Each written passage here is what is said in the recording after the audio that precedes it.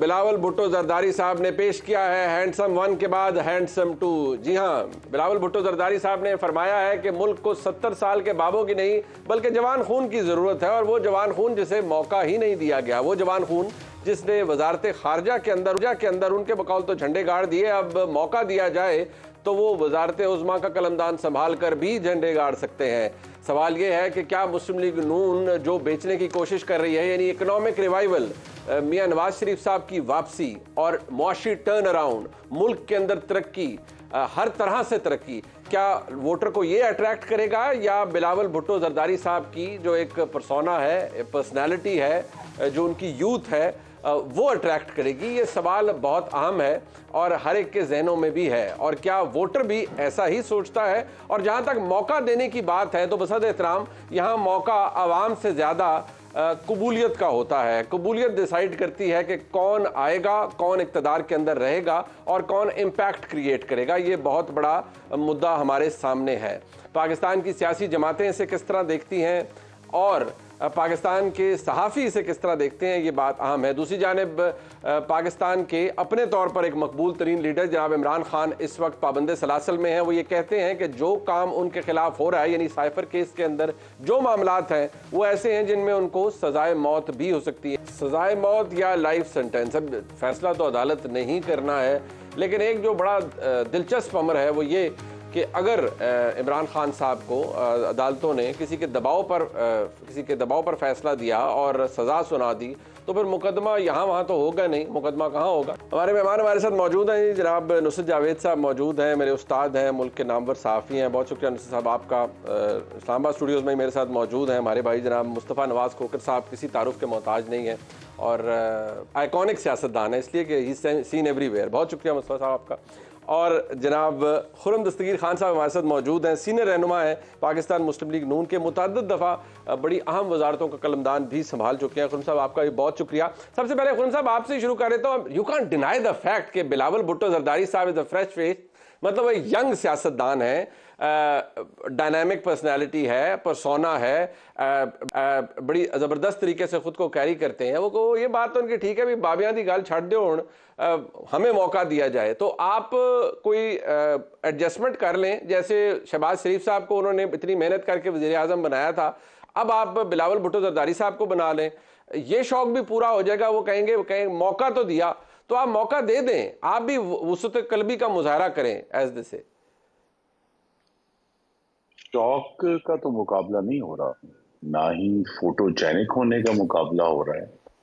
मुकाबला तो साबिका कारकर्दगी पर हो रहा है ना, कि हम सब ये दावा करेंगे आने वाले इंतखाबात की कैंपेन में कि हम बेहतर अहल हैं पाकिस्तान को आगे लेकर जाने को, पाकिस्तान को खुशहाली देने को, पाकिस्तान को पुरअमन करने को। फिर अगला सवाल ये होगा कि भाई शक्ल देख के तो फैसला नहीं होगा। शायद आपका ख्याल हो सकता है कि भाई फोटोजेनिक होने पे ये फैसला कर लिया जाए।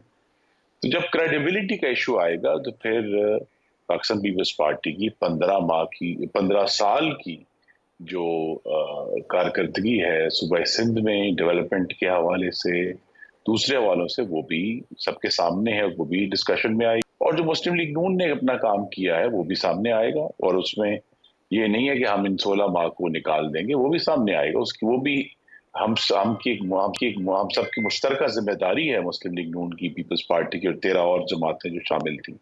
तो लिहाजा ये मैं उनको मुबारकबाद पेश करता हूँ। अपना बेहतरीन केस जो है, जब केस किसी कारकर्दगी की बुनियाद पर नहीं है कि वो बताएं कि जिस सिंध में उन्होंने एक सिंध को बहुत तरक्की दे दी है, लिहाजा वो पाकिस्तान में इसको फैलाना चाहते हैं, तो वो अगर जो है वो सिर्फ अपनी कम उम्री की बुनियाद पे अवाम के पास जा रहे हैं, ये अवाम ने फैसला करना है कि क्या कम उम्री की बुनियाद या जवानी जो है वो बुनियाद हो सकती है।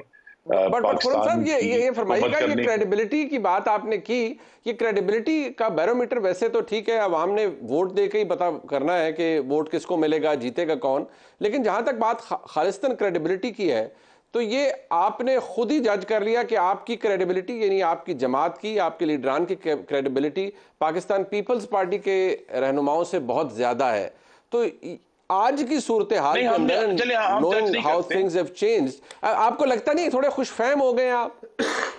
नहीं, हम जज नहीं करते, हम ये कहते हैं लेट्स हम इस पे कम से कम प्रोग्राम में बैठकर तो ये बात कर सकते हैं कि अगर हमारा ये कयास है कि अगर पाकिस्तान के अवाम ने अपने बच्चों के मुस्तकबिल का फैसला करना है तो वो उस पे ठीक है। जरूर साबका कारकर्दगी, अगर अगर रिकॉर्ड पर बात होगी जिसमें जिसमें 16 माह का तो रिकॉर्ड आपकी भी शामिल कारकर्दगी है। बेहतर है। नहीं, आपको लगता है रिकॉर्ड हमारी shows that you have done much better than People's Party, right? ठीक है, हमारी आई हैव हमारी टेकन योर हमारी पॉइंट्स, लेट मी। तवक्को है वो भी लेकर आए ठीक सामने। है, और ये फिर दोहरा देता हूं कि 16 माह को हम निकाल नहीं रहे, आई एम लेकिन श्योर वो अवाम के 16 सामने माह की लेकर आएंगे, जिम्मेदारी बट जो है, हाँ 16 माह की जिम्मेदारी पाकिस्तान पीपल्स पार्टी, मुस्लिम लीग नून और 13 दूसरी जमातें जो थी उन सब की मुश्तरका जिम्मेदारी है। वो अपने आप को उससे अलहदा नहीं कर सकते एक कि वो सिर्फ चीज है जो वजारत आपके खारजा खाते में मेरी डाल थी, रही है, मैं उस पर बाकी आऊंगा। वजारतें वो मेरी ये नहीं कि इस थी। दफा लाडले आप हैं, एस्टेब्लिशमेंट के कंधों पर या घोड़े पर सवार आप हैं, और नहीं, आपको भी अब लाया जा रहा है। ये ये वो फैसला चीज है आपने जिसको खुद कर पीपल्स लिया है पार्टी वनीर भी अब साहब। कहती है कि जिस यू आर द तरह न्यू सेलेक्टेड, ये आपकी लीडरशिप नहीं नहीं, जिस सिलेक्टेड है। तरह आप जरूर उस पर कमेंट कीजिएगा, बट नुसरत साहब, जिस तरह आपने मुझे ये इल्जाम दिया कि मैंने खुद एज्यूम कर लिया हमारी 70 साल क्रेडिबिलिटी के बाबे ज्यादा में है, छोड़ो, तो आपने भी ये मैनू एज्यूम कर आजमाओ। लिया आई कि मीन, जनाब what does it show? Does it कौन शो काटल है? डेस्परेशन या दिस इज द एक्चुअल मुद्दा? नहीं जी, मेरा ख्याल है ये स्पिन है। अच्छा, आजकल वो एजिज़म चल रहा है, आपको पता है पूरी दुनिया में। ये मेरा ख्याल है कि ज़्यादा ये वेस्टर्न ये एक्सप्रेशन है, ये वोक्स हैं और बूमर्स हैं और उनके दरमियान ये बात चली है। लेकिन उसके अलावा ये भी है, मतलब मुस्तफ़ा भी इस बात को मेरे साथ आमतौर पर बहुत ज़्यादा ये सेल किया करते थे कि जी यूथ बल्ज है और फलां है। तो यूथ बल्ज भैया खाली पाकिस्तान में नहीं है ना, यूथ बल्ज ये थाईलैंड में भी था अभी। सही। तो अभी थाईलैंड में देखें स्टेटस को जीता है या कौन जीता है, मूव ऑन, उन्होंने पार्टी बनाई, सारे नए लोग थे।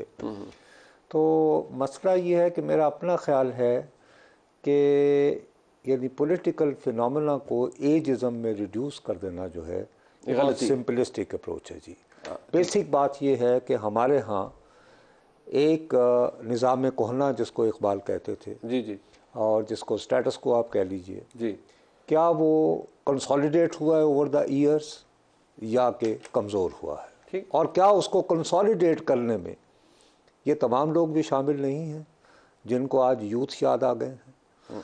ये जो FATF के कानून थे वो कहाँ से बनकर आए थे और उस पर अंगूठे किसने जल्दी जल्दी लगाए थे? मैंने तो नहीं लगाए थे।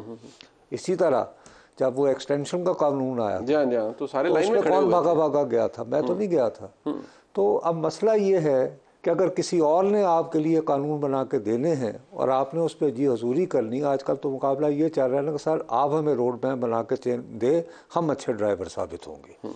तो मैं ये समझता हूँ कि एजिज़म को जो है मैं नहीं लाऊंगा। बट ये जो बिलावल साहब का ये कहना कि जी मुझे मौका दें, तो ये सिर्फ वो आवाम को कह रहे हैं या कहीं और भी कह रहे हैं कि भाई हमें भी मौका हो सकता है जी डबल एज मीनिंग हो। मैं बल्कि ज़्यादा इंटरेस्टेड होता आपकी इस मौजूदगी में, क्योंकि जैसा आप जानते हैं कि शायद मुझे भी जाना पड़ेगा, कमिटेड फॉर अ डिनर, और वो बदकिस्मती से ऐसी जगह पे है जहाँ पर कि यानी टाइमली पहुँचना बहुत ज़रूरी है। अदरवाइज़ अपना को होता देसी किस्म का तो चक्कर चला लेते। बात यह है कि मैं वाक़तन आपके साथ में ज़्यादा जो है आप भी और मुस्तफ़ा दोनों, आप लॉ के स्टूडेंट्स भी हैं, बहुत सीरियस। मैं आप लोगों से ये जानना चाहता कि ये जो आज अलीमा बीबी मैसेज लेकर आई हैं कि डोनाल्ड लू के ख़िलाफ़ मुकदमा करना है, जी, तो कौन से पॉसिबल जो हैं अमेरिकन कोर्ट में दफ़ात जो हैं वो इन्वोक हो सकते हैं जिसकी बुनियाद पर US स्टेट डिपार्टमेंट का एक आदमी कि उसने पाकिस्तान के सहाफ़ी को एक मैसेज दिया, उस पर अमरीकी अदालत में उसके ख़िलाफ़ हम कैसे, ये नहीं कि देखिए ये एक ज़्यादा एक ब्राइट, बड़ी एक ब्रिलियंट एक एस्पेक्ट है जिसका अगर आप किसी तरह मेरी उलझन हल कर सकें, क्योंकि वो कल तो एक चौधरी साहब ने कहा था यूरोपियन यूनियन और IMF वाले मिले हैं। यूरोपियन यूनियन की सफीर दुहाई मचा रही है ट्विटर पे, और बाकायदा नहीं हमारी हमने जब कानून पढ़े थे नुसरत साहब, तो एम्बुलेंस लॉयर्स का तो हमने सुना था, लेकिन एम्बुलेंस लिटिगेशन हमने पहली दफा सुनी है जो तहरीक इंसाफ शायद करनी जा रही है। मुस्तफा साहब, बिलावल साहब के साथ जो उन्होंने कहा है, आई थिंक अगर इसको जरा बहुत ज़्यादा लिटरल इंटरप्रिटेशन पे जाएंगे तो शायद ये लगेगा किसी सिर्फ वो आवाम को कह रहे हैं, लेकिन थोड़ी सी अगर पर्पसिव देखी जाए कि वो कहाँ कहाँ एड्रेस कर सकते हैं, तो आपको लग रहा है कि वो कह रहे हैं कि भाई इनको छोड़ें, ये ट्राइड एंड टेस्टेड लोग हैं, कर चुके हैं जो करना था, मुझे let the new blood change the world. आपको शायद याद हो कि उन्होंने कौमी असम्बली के आखिरी चंद दिनों में अपना आखिरी जो खिताब किया था, वहाँ पर उन्होंने क्या कुछ कहा था। वहाँ पर उन्होंने गिला किया सबसे पहले अपने वालिद मोहतरम से और फिर मियाँ नवाज शरीफ साहब से, और उस गिले में उन्होंने ये बात दोहराई कि हमारे लिए आप कोई सियासत छोड़ तो दें। फिर उसके बाद हमने देखा कि कुछ अरसा वो खामोश रहे और फिर एक लेवल प्लेइंग फील्ड का मुतालबा सामने आना शुरू हुआ। नए सिलेक्टेड की बात शुरू हुई। उसका पस मंज़र जो हमारी समझ में आता है वो तो ये है कि अगर वो इलेक्टेबल्स जो इस्तेहकाम पाकिस्तान में शामिल हुए अगर पीपल्स पार्टी में चले जाते तो शायद ये गिला ना होता, ये लेवल प्लेइंग फील्ड का मुतालबा ना होता। और वो लोग जो बाप पार्टी में गए, बाप पार्टी से मुस्लिम लीग नून में गए, अगर वो पीपल्स पार्टी में चले जाते, बाप पार्टी अगर वो पीपल्स पार्टी में लोगों दसते पार्टी। और दूसरी तरफ अगर हम देखते हैं तो अब लाडलापन जो डॉन का एडिटोरियल भी एक छपा, जो गुफ्तगू हो रही है, और वोट को इज्जत दो के बाद की जो नई हमारे सामने एक किस्त आई है। एक ज़माना था कि मैं और डॉक्टर साहब मुसद्दिक मलिक साहब मिल के कैमरे पकड़ रहे थे, आज वो पूरी की पूरी जमात कैमरे लगाने वालों के अंदर ही जाकर उनके साथ शामिल हो गए। तो ये जो बुनियादी तजाद है पाकिस्तानी सियासत का और जिसका इफेक्ट हो रहा है पाकिस्तान की गवर्नेंस पे भी, जो 25 करोड़ लोगों के लिए ये मुल्क नहीं चल पा रहा, वो सिर्फ इस वजह से है कि हम आज तक ये नहीं तय कर पाए कि ये मुल्क चलाना किसका काम है। पहले हम बरे आजम की एशिया की रेस से बाहर हुए, फिर उसके बाद हम रीजन की रेस से भी बाहर हो चुके हैं, और आज तक बजाय इसके कि हम इस तजाद को हल करने की जानिब बढ़ते, तमाम सियासी जमातों ने, जिस तरह नुसरत साहब ने लफ्ज़ इस्तेमाल किया, कि इसी निज़ाम को मजबूत करने में अपना कलीदी किरदार अदा किया है। और आज ये जो निज़ाम हमारे सामने मौजूद है, 2018 में जो कुछ हुआ, आज 2023 में या 2024 का जो इलेक्शन होगा वो 2018 से कैसे मुख्तलिफ होगा, मतलब हमें तो नहीं नजर आ रहा। आपको लगता है रिपीट टेलीकास्ट है उसकी? Almost exactly. अब रिपीट टेलीकास्ट तो होती जा रही है, और अब तो गुफ्तगू भी उस तरह की। अब देखिए, अब हलीमा साहिबा का आपने वो एक बयान सुनाया और उसके अंदर वो कह रही थी अमंग्स अदर थिंग्स कि ऐसे मुकदमे में मेरे भाई को उलझाया गया कि जिसके नतीजे में उन्हें सजाए मौत या उम्र कैद हो सकती है। बिल्कुल बिल्कुल। तो फिर एकदम जहन में ख्याल आता है राना सनाउल्लाह साहब के साथ भी तो यही कुछ हुआ था। बिल्कुल 9C उनके ऊपर जो लगाया गया था मंशियात, उसमें भी सजाए मौत के साथ हुआ। जी हाँ। तो अब गुजारिश है कि हम ये दायरों का जो सफर है, ये इस दायरों के सफर से हम कब बाहर निकलेंगे।